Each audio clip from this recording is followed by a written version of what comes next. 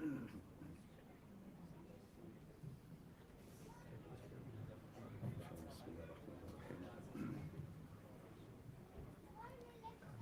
لله رب العالمين والصلاة والسلام على أشرف الأنبياء والمرسلين سيدنا محمد وعلى آله وصحبه أجمعين وبعد.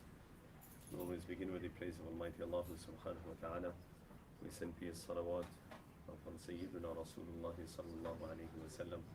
Allahumma salli wa sallim wa barik ala Sayyidina Muhammad wa ala ali Sayyidina Muhammad wa barik wa sallim. So inshallah we continue with our session where we left off. For those who are just joining, inshallah we're starting a section which inshallah will take some benefit from. There has been a little discussion around certain things which may inshallah I'll try and wherever there's a necessity to discuss what was touched on before, we'll try and do that. We also don't want to get too elongated. The presentation can become very long. Inshallah in 30 minutes we'll try and end with Q&A inshallah. Okay, so just to go back one slide, we had left off in the discussion about possession of assets, and we said that zakah is a necessity, i.e. possession is a necessity for zakah if you don't have possession of the item, and we discussed about ownership and about possession. This section is starting something very important. This next 2 or 3 slides, if we grasp this, and it will make complete sense about the matter of zakah. Our sharia is just. Allah is not unjust. From the names and the attributes of Allah is that Allah is al-adil. Allah is just. And from that justice, Allah subhanahu wa ta'ala has restricted zakah only to those assets which are by nature productive and which has growth in them. This is just an amazing concept. We pay zakah. Inevitably we're going to take out zakah from our wealth and our possession. And when you take out money, your asset level is dropping by default. Whether, and leaving aside what we spoke about earlier about barakah and growth, we're just talking from a practical aspect, that if you are discharging zakah, naturally there's going to be eating into your wealth or into your assets. Sharia is absolutely just, because if Sharia had to say that you need to pay zakah on all your asset classes, there would be a level of injustice. A person owns a house that they are living in. Imagine for 30 years of their life, they have to pay zakah on the value of that house. Just because I'm living in the house, my house might be worth $500,000, and every year you're going to pay 2.5% of that. Multiply that, imagine the market fluctuations like now, that it would have gone up 20, 30, whatever percent it is. What kind of zakah a person would need to be paying? That asset is a static asset for all intents and purposes. It might have a value, but it doesn't have a realized value. The estate agent, the market might tell you your house is worth X amount, let us sell it for you. But are you realizing that now it's worth what they tell you is purely theoretical? It means nothing. The only time that it will realize value is when you put it on the market and get the money. Now it's realized value. But up till that point, it's just theoretical. In 10 years' time, the market could drop. It's all just theoretical. The justice of Sharia, that Allah has only made zakah mandatory on assets which by nature are productive. That Sharia classifies and recognizes as productive. The house you live in is not a productive asset. Therefore, Sharia says there's no zakah on that. The car you drive for your daily commute, no matter what it may be worth, but in itself as it is, it's not a productive asset. Therefore, it's not zakatable. What assets are zakatable? That which Allah intended those assets to grow, Sharia says that there is zakah. Now what are the growth assets? The productive assets in Sharia are only classified as 5. One is cash and receivable. So let's talk about cash. Fine. Cash by default, a person has $100,000. By default, can he make that cash grow? He can. It's his choice. He can undertake an economic activity. He can invest it. He has the option to do it by its very nature. Whether he does it or not is a different matter. But can he make that money grow? He can. Sharia says by default, that will become zakatable. Receivables, we'll leave that for in front, but receivables basically money that he is owed to him, his income, etc. I'll just leave receivables here for the purpose of this discussion. Gold and silver, by its very nature, inherently, Sharia considers it to be an asset that grows. If you look at the gold and silver charts, since they are available, from the history of mankind, by nature, gold and silver has always grown. Just year on year, if you look at from last year to this year, there's been an exponential growth in gold, right? So by nature, gold and silver grows. Trade assets, a person has a business, we spoke about it earlier. The nature of a trade asset is to earn money. No person runs a business in the hope of a loss or just to turn money. A business is meant to be profitable. So the nature of trade asset is growth. Animal livestock, someone who's in its very nature is going to reproduce. Therefore, by its nature, there's growth. Crops, agriculture, by its very nature, it grows. Now, I'm going to leave out 4 and 5 because many of us might not be involved in 4 and 5. If somebody is in agri or in crops or anything of that, we can talk about it later, the zakah, etc. But we will concentrate on 1, 2, and 3. So Sharia says only in those assets in which intrinsically that they are productive, there is zakah. But think about this concept carefully. Why is this? Because if you are going to pay zakah, it's going to eat into your wealth and it will erode, whether you like it or not. Sharia doesn't want to do that to you. But Allah wants us to be economically active. Understand this carefully. Allah wants us to be economically active. We have to generate income. We have to earn money. Our ummah, we are an ummah of ibadah. We have to worship. But in the same token, we spoke about earlier that Allah wants us to create mechanisms so that we can economically thrive. That's why we have mechanisms, the concepts of zakah, of sadaqah.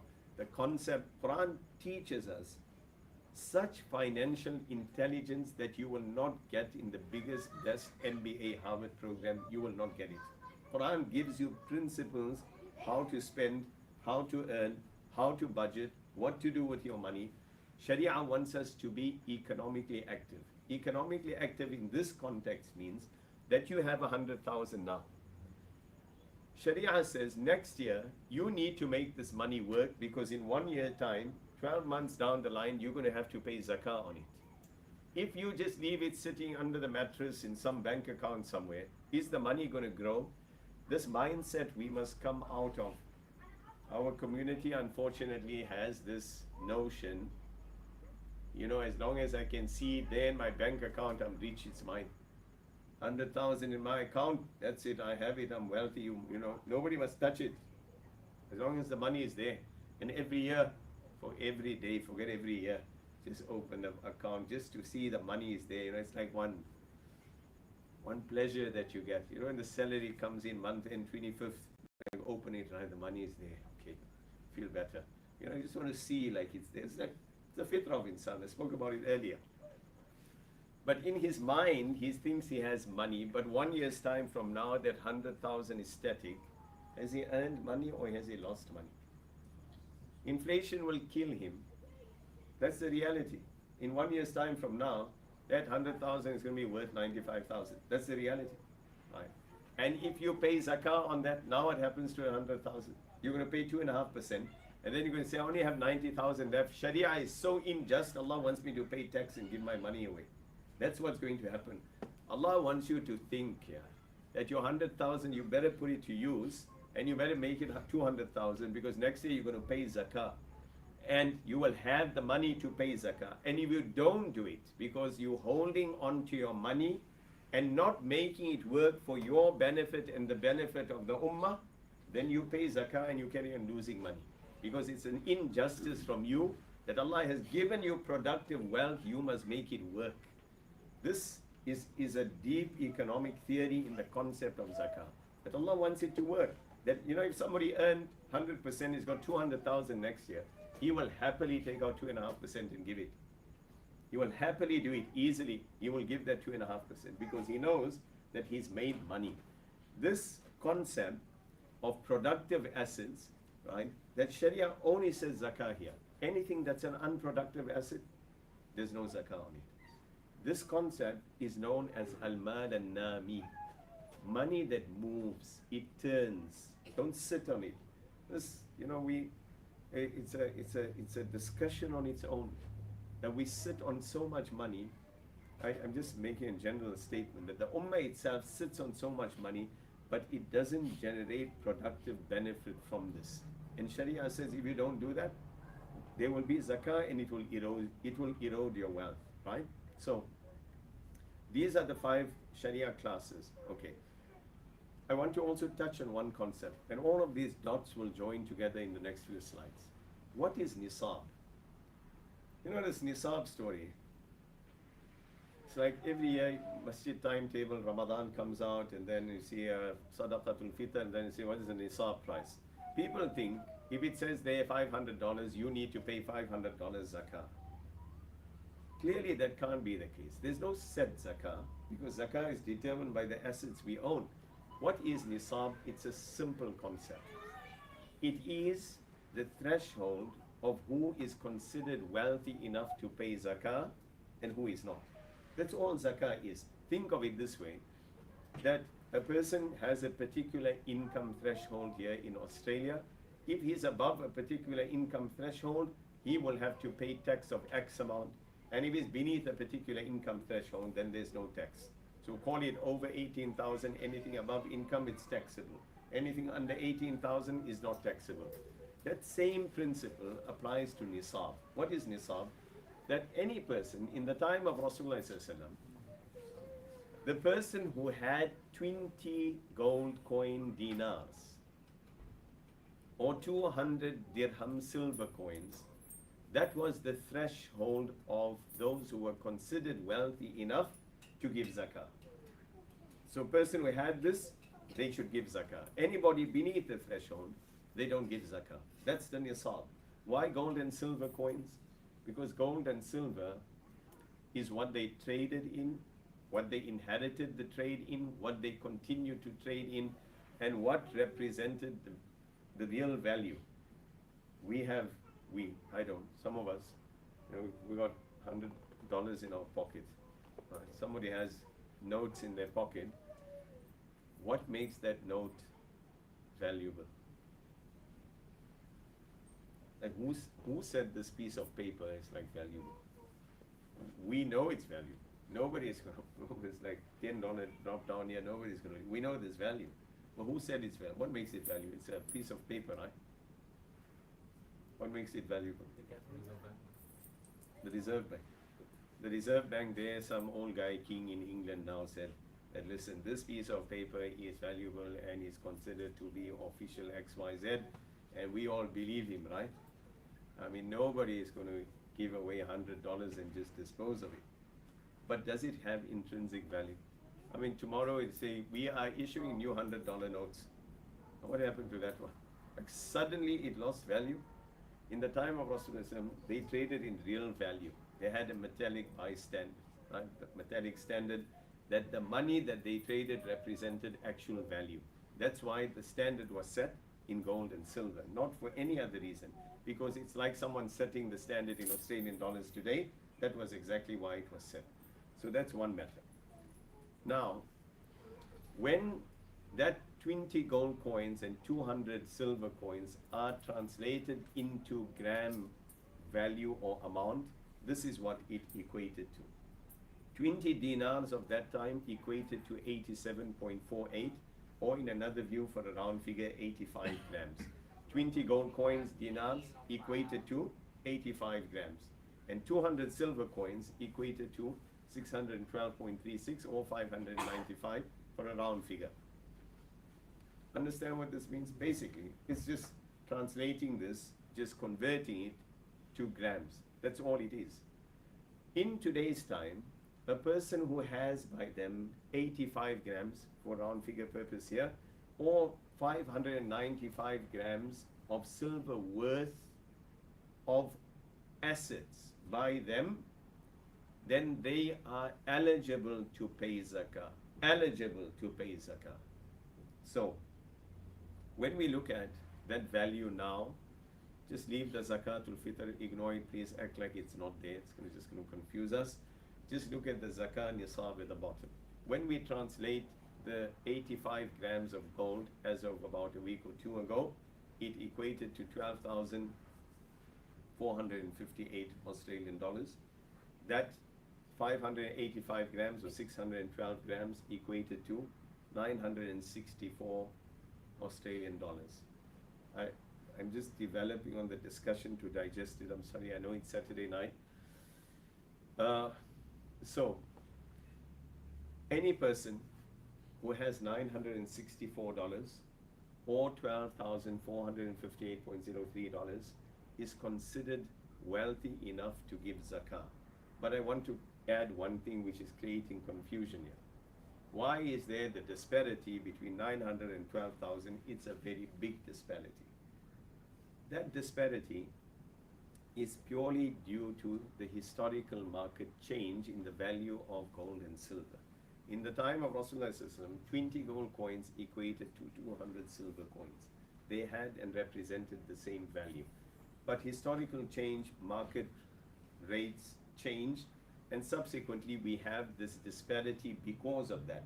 Had we not had the disparity and the market rate of gold and silver remained the same, it would have been one figure. Now there's a lead question from this. That lead question is, okay, we understand all the theory behind it, but for practical purposes, do I use $964 or 12,000 odd dollars to determine whether I'm eligible to pay zakah? Which figure do I use? So let's explore both of them briefly. The ulama consider both of these valid standards, but we always give the fatwa on a context. What is that context about? There's a benefit in both. Look, if we adopt the silver standard, let's say in Australia now, we say that $964 is the threshold. Anyone who has more than this needs to pay zakah. It would mean that more people are paying zakah because more people will have this by them. Is that of benefit to the ummah? Certainly. Say the condition of the ummah at the moment, we need as much money and much zakah to come into the ummah so much needs can be taken care of. So is there benefit in that? Yes. Is there benefit in saying silver? In Australia, yes, because Australia is considered to be a donor country. A donor country means people might not be wealthy, but they have surplus enough money to buy coffee and dessert every day and every night. I mean, that's factually speaking. Like we complain, it's no longer $4.50, a coffee is $5.50. People have surplus money enough. So therefore, it's a donor country, whereas other countries, that might not be the circumstance. So as many people as that we can give to give zakah, they'll be benefiting that.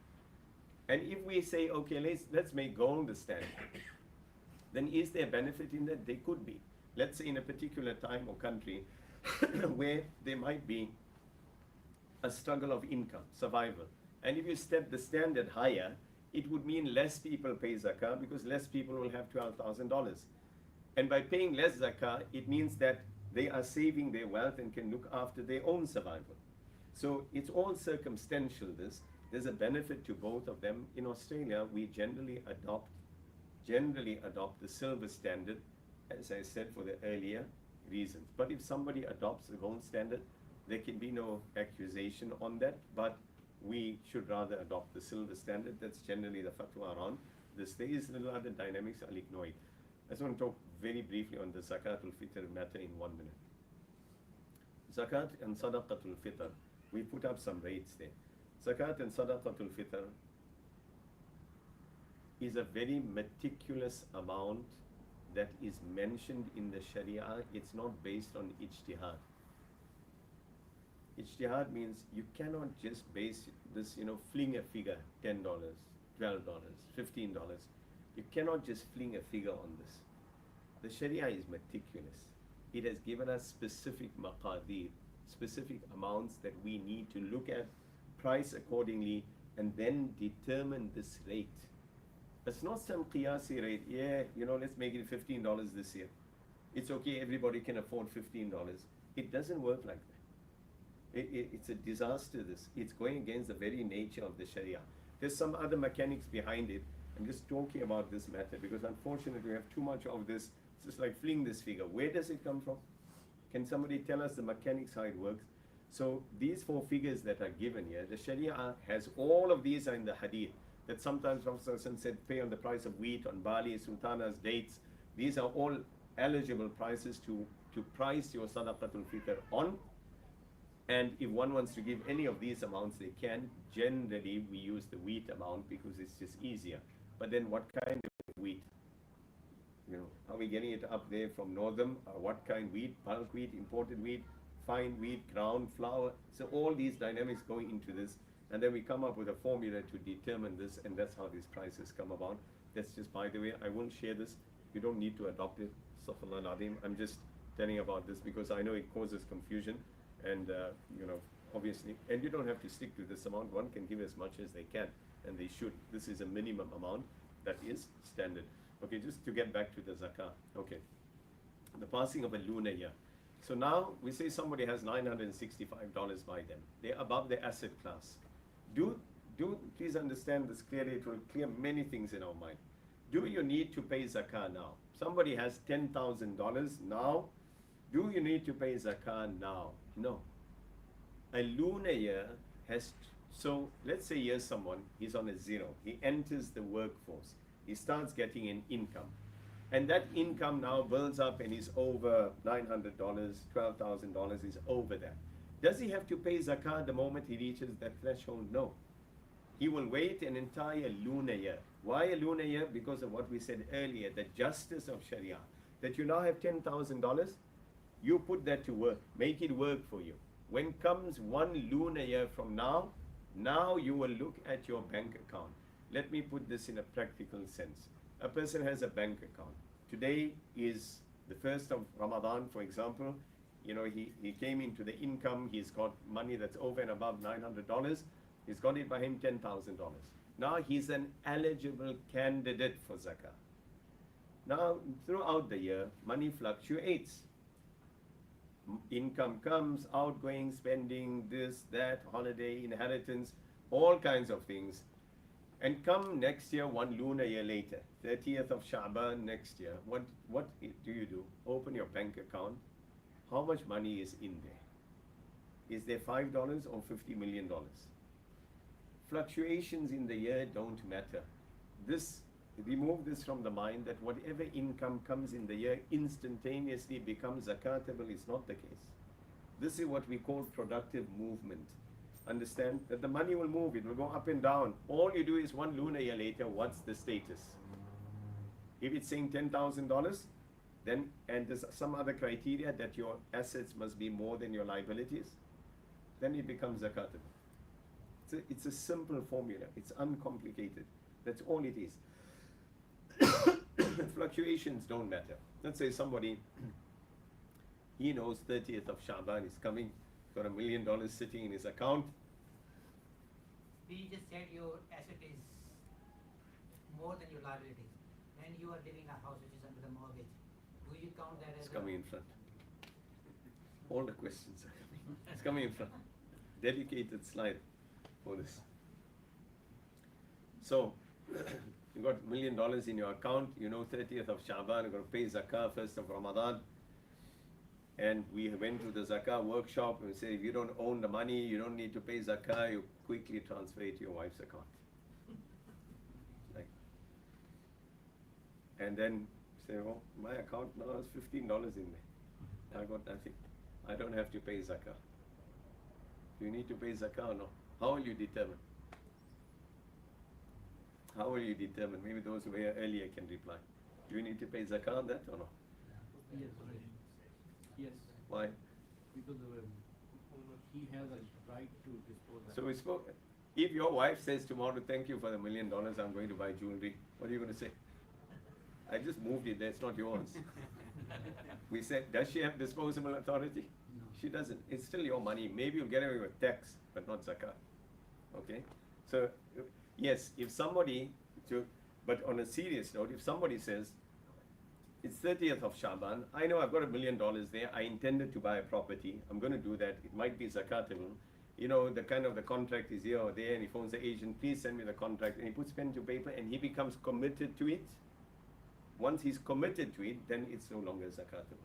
Understand? Because now he's committed, he's got to make payment, he's just waiting for the call to say, okay, do the EFT.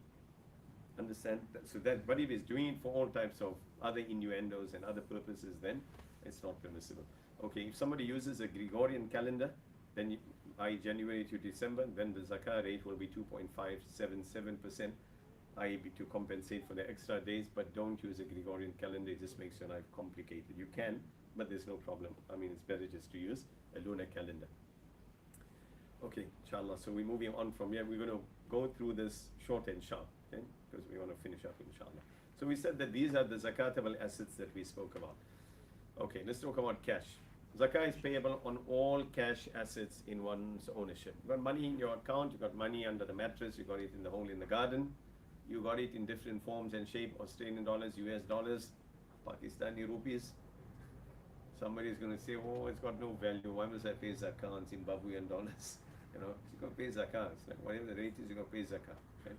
Whatever it is.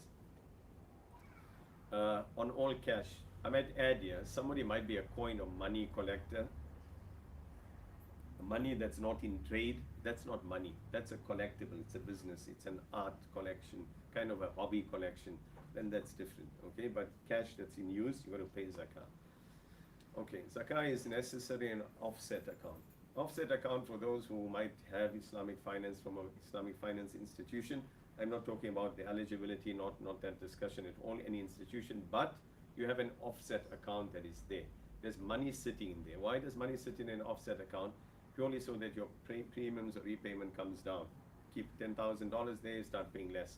Is that money zakatable? Yes. Why? You have complete ownership, you have accessibility, you have disposability. When you want, you can take it out, you'll pay more, but it's your money, it's not anybody else's money. It is absolutely zakatable. What about if someone has a redraw account, a redraw facility? A redraw facility just means the bank, the institution says that, look, this money you bought equity. I'll have this separate discussion, but anyway, the bank says, listen, it's your money that you paid in, you can redraw it anytime you might need. Let's say somebody is doing overpayments over a period of time. They're supposed to pay $2,000 monthly, they're paying $3,000. And so the bank gives them the facility, you have a $12,000 access over 12 months, you can redraw it at any time you want. Is the redraw account zakatable or not? No. Why? The same answer, that you paid it to the institution. Does it belong to you? No, it belongs to the did they give you the option of the facility? Yes. Until and unless you don't exercise it, it's not yours, it's still theirs. Therefore, a redraw facility is not zakatable, no matter how much access you might have to that redraw facility. Okay? That takes care of the cash matter. Any questions? I know you said that there is a slide for that, but when you have the mortgage account, you say you have the offset account, means you already have the loan. So you only looking at the offset account, not the loan amount, or all in sudden you're gonna subtract that anyway. It's coming. Just that'll sum up inshallah. All right. Yes. You said for the first time, one lunar year has to pass. So does it continue like every lunar year? Yes. So once you have set a zakah year, for example, now you came into the income threshold, you become zakah eligible, say from today. Okay. What's the date? It's the 15th of February. Okay, you're eligible today. Let's call it 1st of Ramadan. Your cycle is the same. Every year, that's how your cycle will continue. Even during the course of the year, if somebody goes to a zero, Imam Shafi, Imam Abu Hanifa have a difference on this. I'll just explain it because you asked the question. Imam Abu Hanifa rahimahullah says, let's say a person goes in a minus during the course of the year. Right? It's completely, minus 10,000. And then comes 30th of Sha'ban, it's got $50, $1,000 is in account. He will still pay zakah. It doesn't break his momentum. Imam Shafi'i rahimahullah says that if he goes beneath the threshold, then he is now out of the cycle. His cycle will restart.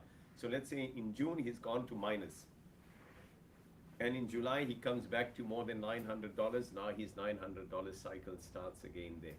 So this is important. It's related to the question that how does the cycle continue? If he continues the cycle and everything is smooth, he never goes in a minus, then his zakah date just continues to, he'll have a continuous annual cycle. Does that answer the question? Okay. All right. Zakah on receivables. It's an important question.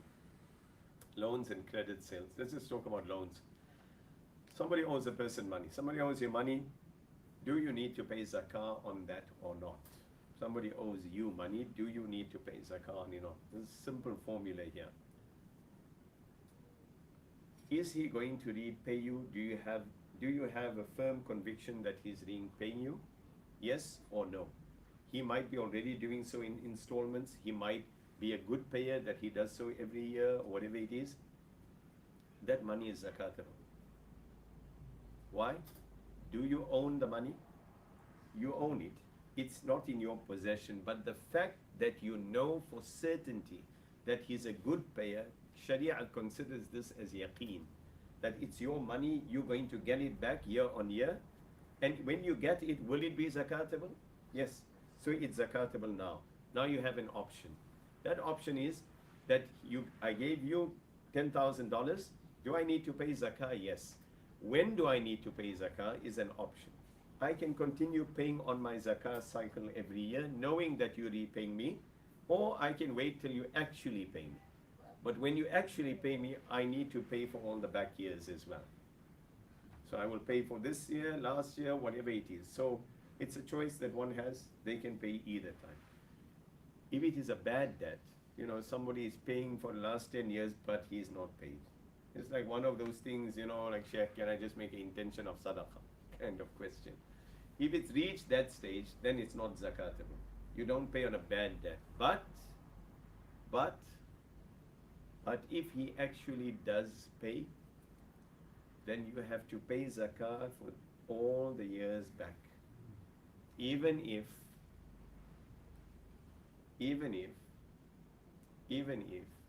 the money gets to zero. I wasn't paying you, and then after 10 years I felt bad, here's your 10,000. You got to pay zakah for 10 years backwards. You got to figure out all the figures, all of that, sit there properly, do the calculations, zakah has to be paid for it. And if it doesn't pay you, khalas, finish, end of the story. Okay. That's loans and credit sales. If anybody's in business, credit sales are simply the same thing that's happening. Okay, good payers, you will have to pay zakah. I mentioned about accountants earlier, but we leave that for here. That's our deductible liability. Deductible liability. I'm owing you money. When I'm calculating my zakah, I will deduct my debts as a liability. The 100,000 I owe you, I will deduct it. Here's my assets, my deductible liabilities. I will deduct it. Now, debt is debt, but there are other types of liabilities. Financial commitments are deductible liabilities. My kids go to school. I have to pay $1,000 fees a year. We in term one, I'm only paying $200 now, first term, but I know I have still $800 for the rest of the year. Am I committed to that? The school sent me an invoice in the beginning of the year. They invoiced $1,000. Each term, they're just going to deduct $200. The fact that the invoice was issued to me means what? That it's a liability. I'm just paying it over time. They're giving me that allowance. Therefore, it's a deductible liability. I'm just opening the mind to what liabilities can look like. You have a water account, Water Corp sent you the account now and they've invoiced you. And your zakah is coming up. So in that month, your water account's a deductible liability. Right? So like that, all these things are considered to be deductible liability. You got a speeding fine in the post. And it's saying there clearly, By not paying this, it will not disappear. Maybe only I get speeding fines. So you know that speeding fine on top what it says. If you don't pay it once, twice, like if you by ignoring this, it's not going to disappear. You still have to pay it, right? Is it deductible liability? Absolutely. You're just ignoring it, but it's a deduct. So like that, right? We get it, but you can't. Something that you're not committed to is not a deductible liability. An invoice issued means now you're committed to it, for example. Okay. So that leads us to one question here. I just left it for here because it's a bigger, broader question. Are Islamic home finance products in Australia zakat deductible liabilities? Somebody has Islamic finance home loan, $500,000. That whole $500,000 payable over 10 years. When he's working out his assets, I got 100,000 assets, liabilities of 500,000. I own my house. I still owe the institution 500,000. I'm in a minus of 400. I don't have to pay zakah. Would that be an accurate assessment of it? This is the slide I was waiting for, I think. Would that be an accurate assessment? No. Why not? Depends on the house.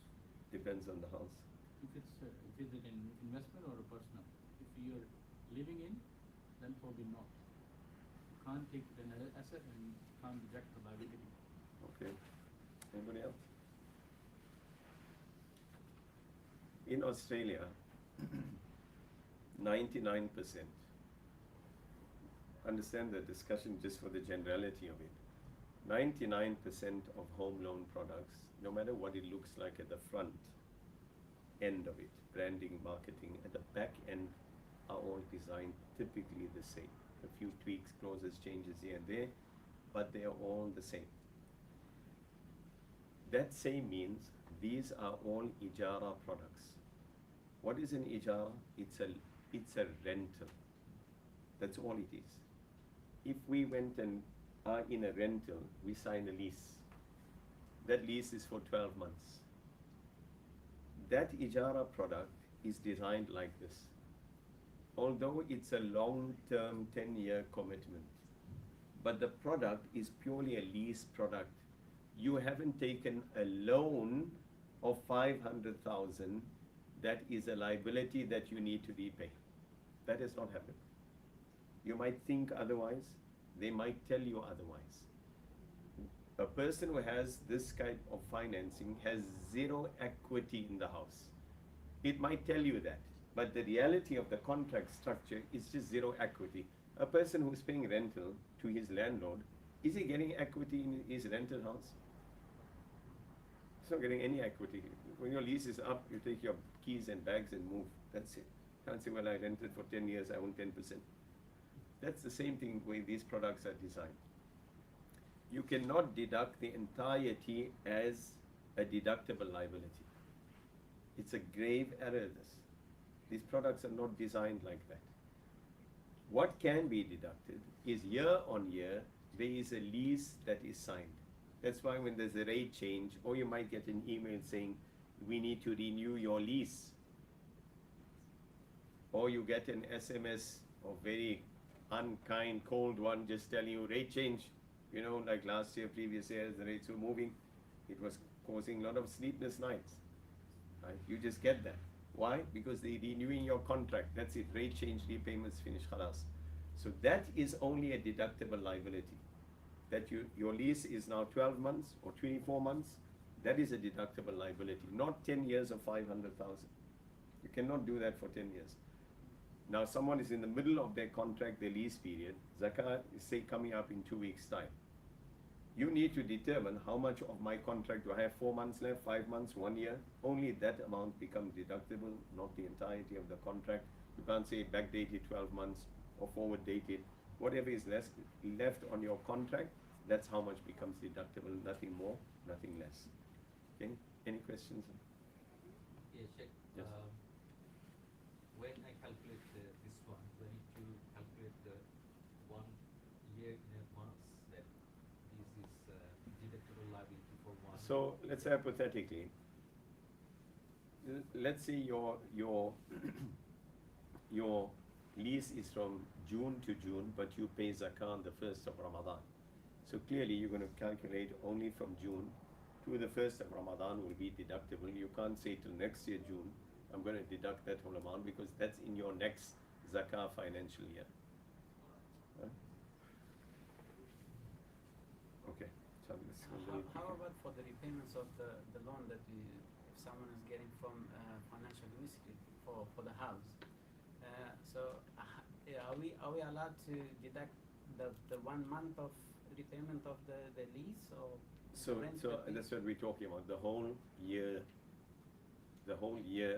that you are committed or the lease that you have, that's the amount that you deduct. But that's for the rental, isn't it? But is Yes. it for the house as well? What do you mean for the house and Um, so, what but do when we talk about rental here, we're Yes. talking about in the context of what looks like a loan that's Sharia compliant. In fact, it's just a rental. The terminology, the structure of the contract may all come across like that, but it's not that. Because if it was a loan, then it wouldn't be Sharia compliant. It would just be riba, right? That distinguishes this contract from a conventional contract. Okay? Okay, inshallah. All right, gold and silver zakah in practice. So we spoke about this. Gold and silver zakah will always be payable on gold and silver.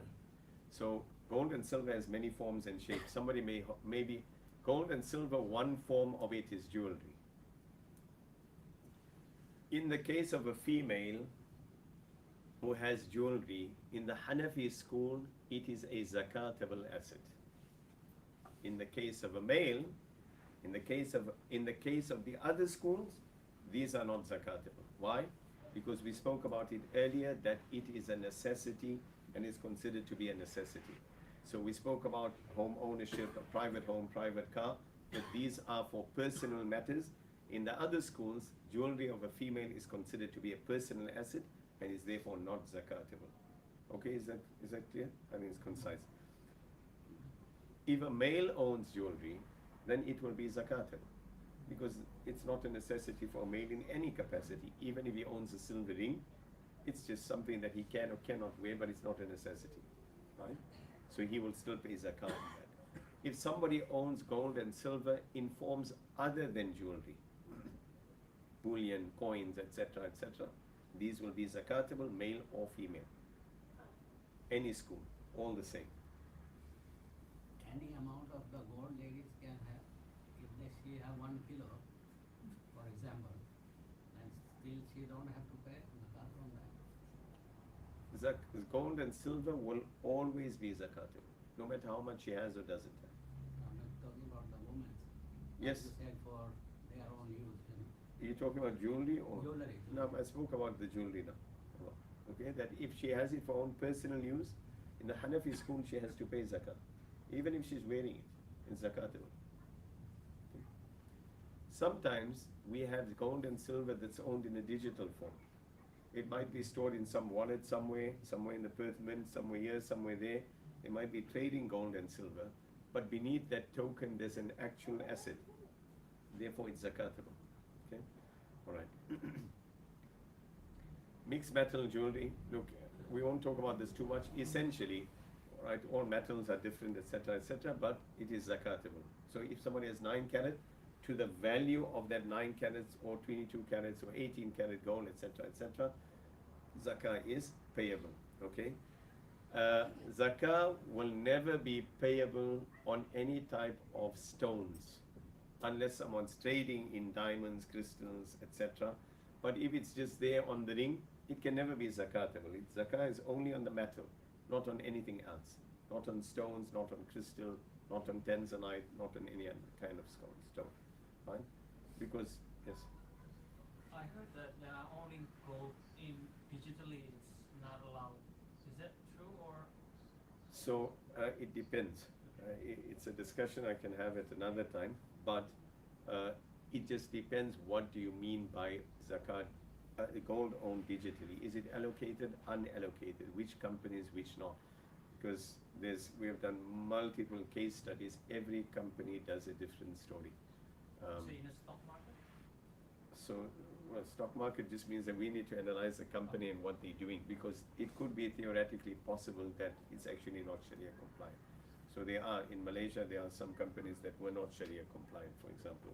Those who know about e-gold and these type of things will be aware of this. All right. How to calculate the price of gold and silver? It's very simple. Obviously, we just look at the grams of gold or silver, and we need to get a price for it. But the important thing on the price is you need to get a scrap metal price. Scrap metal price means that don't go to gold or silver.com or something like that. That's a selling price. Scrap metal just means that if you walk into a jeweler and you gave them that item, what will they give you? That's a scrap metal price, right? And you can go online, just Google scrap value of metals, you'll get it there, and there's all the charts which are there, and they generally standardize online, right? The scrap metal value. Okay, property. Property, everybody listens to very carefully. Do I need to pay zakah or not? There's only 3 scenarios of property. By the end of the next 3 slides, you should, if you have a question, it should be answered. Property is either residential property, we spoke about it, it can never be zakatable. The house you're living in, your holiday home, whatever it is, you're not living in it, but it's a residential property that you stay there once a year. Okay? It's not zakatable. Number 2, a buy to let or lease. You bought a house, you put a tenant in there, you're getting rental income. The value of the property is not zakatable. The income is zakatable. You get cash from there, it goes into your account. Do you need to pay zakat now? No. It's the same principle. You wait for your lunar year to finish. What does your account look like? There will be outgoings, all types of things up and down. What are you left with? That's what you pay zakat.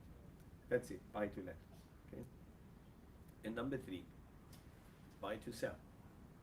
You know, good market, saw a good property there in Apple Cross, good buy, let me buy it, just going to hold it, and then I'm going to sell it. Okay, so buy to sell, you're clearing your intent. You don't have to be a registered estate agent, you're just a savvy person in the market. Now there's one question. I bought the property, I don't know what I was going to do. I bought the block, maybe I was going to build a house for my son there and he was going to stay. Maybe I was going to sell, just depends, I'm not sure, I just bought it. It could be a scenario. In that instance, it's not zakatable till you don't do something actively. If you put a residential house, it's not zakatable. You gave it to your son, you put his house on there, it's not zakatable, he's living in the house. If you put a tenant in it, same principle applies. Or you decided, good market, let me sell, phone the agent, put a market board outside, it's now an asset in trade, you need to pay zakah. So that's all it can be. Right? That's all it can be. If there is some complicated scheme that you're buying in India, Pakistan, Malaysia, that is offered in some very strange ways, then ask the muftis there. I can't answer that question. Okay. It's like some scheme they're doing here, and they build it there, then you pay later, and you pay now. It might be permissible. It's just that, you know, the nitty-gritty. We have colleagues elsewhere. They know these products better. They can just tell you instead of us trying to figure them out. Okay.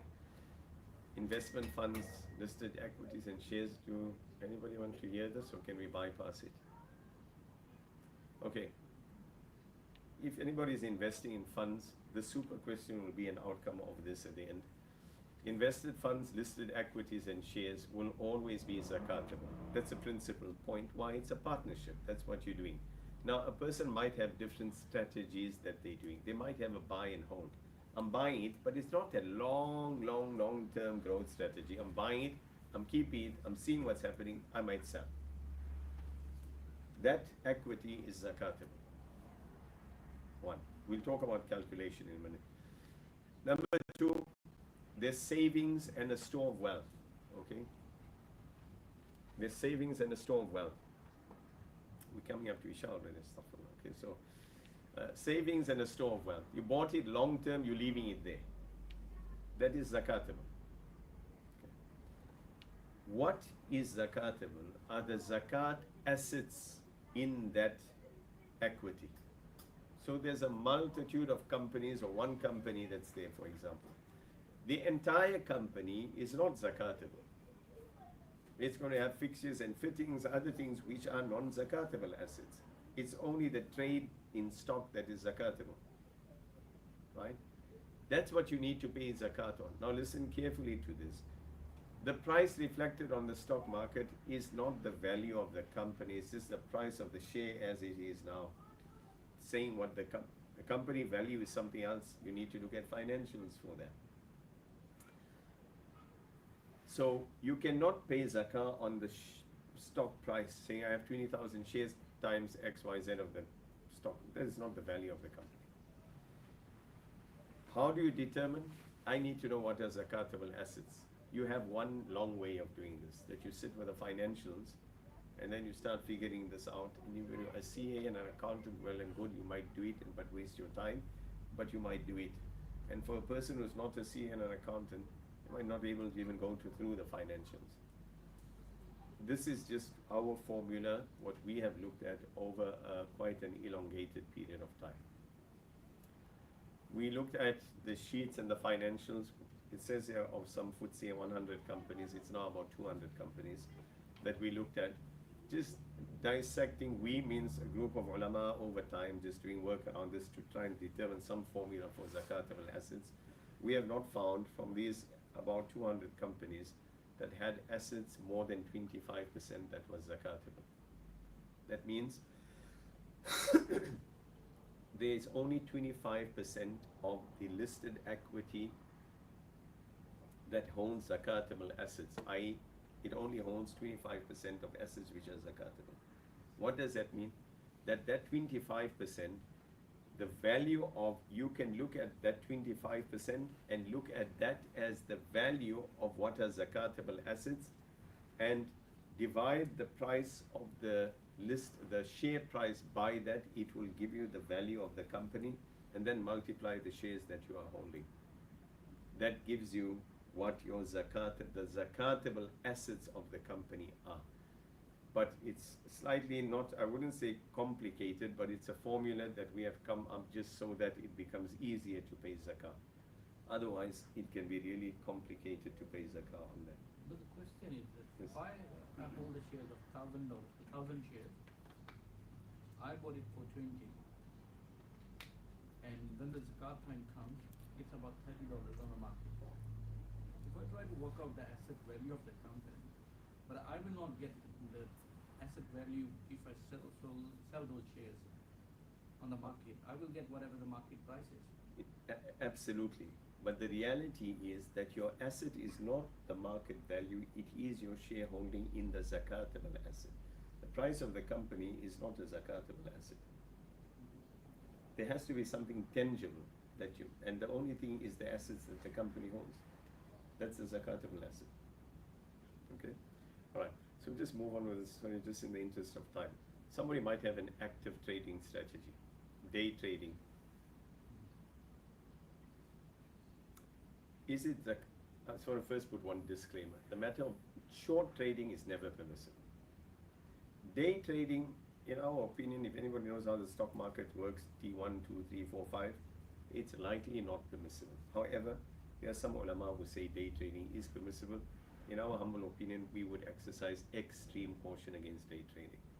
But if somebody does have day trading, or let's call it active trading, might not be day trading, but is doing every few days, then he should pay zakah on the entire asset, on the entire value that is in the market of his investment. And there's a reason behind this. Time is just not going to allow. Why is the difference between this and what was stated earlier? Obviously there's a reason, but we'll talk about that later, inshallah. If anybody has a question, we can talk about it. Okay, let's talk about crypto assets. Now, this crypto story, in our humble opinion, we consider it a valid asset Sharia class. There's many opinions that are out there, and these opinions differ from many things. From our perspective, those which are the primary cryptos like Bitcoin and Ethereum and Solana and all these type of things, we consider these, provided that it's a valuable project which is behind this. Not all crypto projects are equal. So a crypto, provided that it is Sharia compliant, will always be zakatable on its actual value. price of Bitcoin today, somebody is holding 10 Bitcoins, that's what he will pay zakat on, right? So that's the principle. Now there are many types of coins. I'm not going to go into this. There are exchange tokens, coins, payment tokens. These are the kind of primary things. If anybody is doing this, I can bypass it if it's of no interest. Somebody want to listen to it? Or no? Inshallah. Okay, so I'll just speed through it then. Okay, and then there's security tokens, okay, which is kind of similar. It's still zakatable. Okay, it depends on the project and what's behind it. Utility and platform tokens, they do something else, but they are still zakatable. Okay, and then we have asset-backed stable coins, tokenization, these things, they will always be zakatable provided the asset behind it is zakatable. So anybody needs to know this, I can explain it inshallah later. Governance tokens, the same. Meme coins, what are meme coins? They just nonsense. So they are. It's like, you know, what's the most famous meme coin? Donald Trump put out one meme coin before he was going to be inaugurated. And an exorbitant of money was made by him and anybody who tried just to make money. It's like, you know, it's like, I put $1,000, all young people, all youngsters are not here. The youngsters who are here, they know exactly what we're talking about. So they put $1,000 overnight, $100,000, $200,000. Overnight, 23 hours. And the next day I got inundated with amount of calls. Is it permissible? I made 100,000. Is it permissible? I made 150,000. And then after a few calls, I was thinking now, instead of saying it's not permissible, maybe I should tell someone, let's go 10% and maybe I can do something for you. That's that point. That's how they were making money. But it's just nonsense. That's all it is, right? And this pump and dump stories and all of that, okay? And then the staking, if anybody is doing staking, it's likely not permissible unless you have to check from a Sharia compliance, but it's probably not permissible, right? Unless you're not in a halal platform. I spoke about earlier. Okay, zakah on superannuation. Zakah, so superannuation that is deducted at source. Conventional super, employer deducts the super, sends it to the super account. Is that super zakatable or not? It is not zakatable until retirement or you have access to the super. Why is that the case? What we spoke about,